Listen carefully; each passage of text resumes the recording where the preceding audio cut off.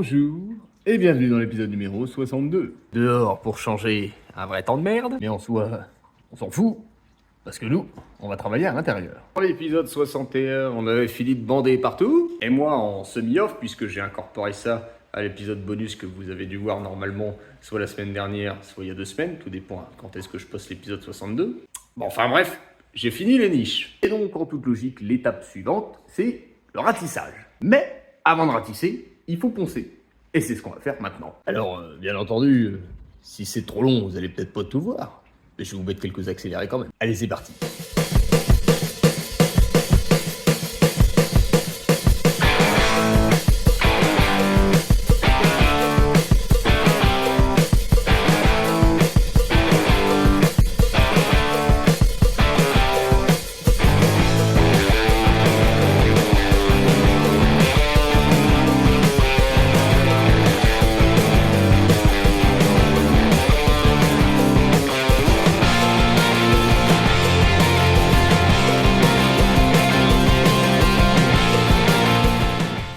Mais moi je vous le dis, c'est pas évident tout. Parce que comme vous avez pu le voir, j'ai voulu commencer avec des machines. J'ai 2 ponceuses. Une ponceuse circulaire et une ponceuse où je dois mettre des bandes dessus. La ponceuse circulaire, j'ai aucun disque qui tient la route. Du moins qui reste accroché à la ponceuse. Pour l'autre, j'ai pas le papier qui reste accroché à la ponceuse non plus. Donc en fait, j'ai que la moitié du matériel. Bon après, à la main, c'est pas une catastrophe non plus, quoi. Parce que ça reste qu'un petit premier ponçage, l'histoire que quand on passe la main, ça s'accroche pas. Enfin, surtout que quand on passera un coup de ratissage, avec la lame enduit, que ça vienne pas accrocher pour faire des marques. Et c'est pas plus mal, parce que je pense que j'ai pas mis assez d'enduit au niveau de certaines bandes, et que même quand je ponçais à la main, ça commençait à arracher la bande. Donc, je vais pas pouvoir le rattraper. Donc on verra bien si ça tient dans le temps. Enfin bref, il me reste encore un côté à faire, je vais faire ça en off, et demain soir, je vais chercher l'enduit pour le ratissage. Mais pour vous, c'est juste après. Après quoi? Après ça. Et voilà, j'ai pris 3 seaux. 3 seaux de 25 kg. Normalement, j'ai de quoi tout faire. J'ai pris l'enduit chez un professionnel du métier qui utilise le même produit de temps en temps. J'en ai profité pour lui demander 2-3 petits conseils. Donc, je le remercie pour ça. Je vais essayer de les appliquer. Puis on verra bien si je m'en sors, quoi. De toute façon, il n'y a pas de secret, c'est en faisant qu'on apprend. Bon,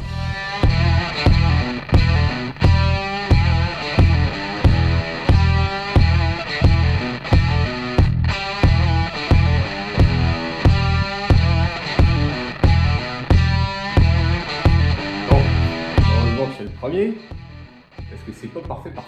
Première chose, je pense que j'ai pas du tout assez garni mon mur parce que j'ai plein de petits trous comme ça. De plus, là-haut, j'ai quand même une différence et un petit écart que j'avais essayé de rattraper avec l'enduit de rebouchage, mais du coup avec celui-ci, on le voit encore un peu. Donc il va falloir remettre plus d'enduit. Avec la lame, il m'avait dit, donc en plus de l'inclinaison, d'essayer de brosser entre guillemets toujours dans le même sens. Enfin dans le même sens, soit à la verticale, soit à l'horizontale. Et comme vous avez pu le voir, j'ai pas réussi. Et il fallait que j'aille un peu partout, dans tous les sens et tout. Enfin bref, c'est pour ça que c'est un métier. Donc, le premier mur, je vais le laisser comme ça. Je vais faire les autres comme ça, et puis de toute façon, il y en aura certainement 2. Donc, ou alors, je vais essayer de rattraper un maximum celui-ci. Et ensuite, j'attaque au deuxième. Mais je vais faire ça en off. J'ai fait une deuxième passe, en essayant d'en mettre un peu plus. Et c'est un peu mieux. C'est pas encore parfait, parce que c'est mon premier mur, et j'ai pas encore tout à fait le coup de main. Mais c'est un peu mieux. De toute façon, quoi qu'il arrive, une fois que le premier sera sec, je reviendrai en mettre un deuxième par-dessus, je pense. Allez, au deuxième mur maintenant.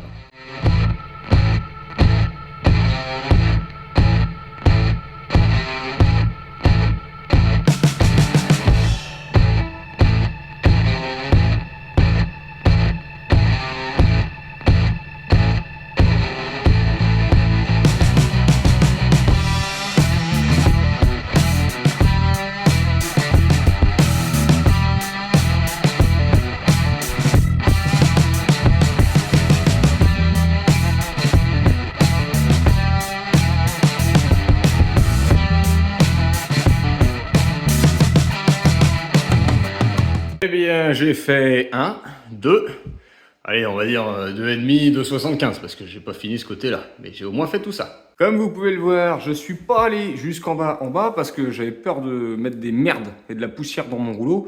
Et même avec la lame, j'avais peur de racler ou de l'abîmer. Du coup, je suis pas allé tout en bas, mais c'est pas grave, de toute façon, il y aura des plaintes contre le mur. Donc, et puis même, il y aura de la peinture, donc normalement, on devrait plus rien voir. Et j'ai pas fait non plus les bords de fenêtre, ni ceux de la chatière, et pas le plafond, bien évidemment. Ça se voit quand même. Parce que le professionnel à qui j'ai acheté l'enduit m'a dit que il valait mieux que j'attende que mes murs sèchent avant de faire mes angles ouverts, fermés, enfin avant de faire mes angles quoi. Parce que j'ai pas l'outil adéquat et je suis pas assez expérimenté pour faire quelque chose de propre du premier coup. Et ça, vous commencez à le savoir. Parce que même les angles, vous voyez, il y a des petits pâtés là qu'il faudra venir poncer au fur et à mesure. Même les angles entre les murs sont pas propres. Parce que j'ai pas l'outil adéquat et je vais certainement pas l'acheter. Mais bon, les angles entre les murs, c'est pas grave, on viendra poncer tout ça. Et puis avec la peinture, normalement, ça se verra pas. Mais en tout cas, ce qui est des bords de fenêtre, je veux faire quelque chose de propre. Donc, j'attends que les murs sèchent, comme pour le plafond. Et ensuite, une fois que les murs seront secs, je pourrai faire le plafond aussi. À part ça, eh bien, l'enduit est assez intéressant à utiliser. Je m'attendais à quelque chose d'un peu plus liquide. Enfin, pas liquide, mais un peu moins bubblegum, quoi. Parce que c'est vrai que ça fait très pâteux, très collant. Et heureusement d'ailleurs, parce que sinon il ne manquerait plus qu'il s'arrache du mur tout seul. Enfin bref, j'étais assez surpris de la texture. Mais sinon, c'est facile à utiliser. Après, bon, comme j'ai pas l'expérience et que c'est la première fois, je fais un petit peu à tâtons, je vais un peu dans tous les sens. Et c'est pas forcément nif-nif, mais moi ça me satisfait. Et c'est le principal, parce que c'est chez moi. Enfin, et chez madame aussi, mais si je lui demande son avis... Chou!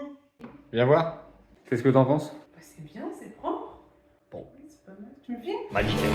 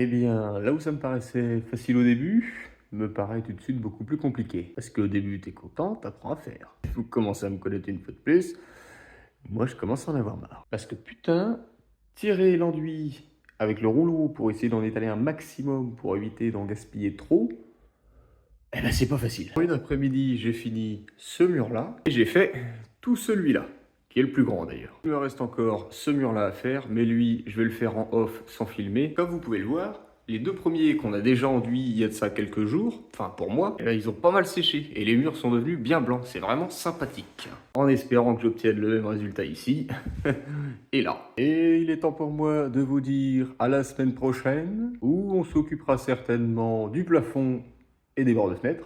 Du moins, peut-être pas la semaine prochaine, mais ça sera dans l'épisode suivant. Enfin bref, en vous souhaitant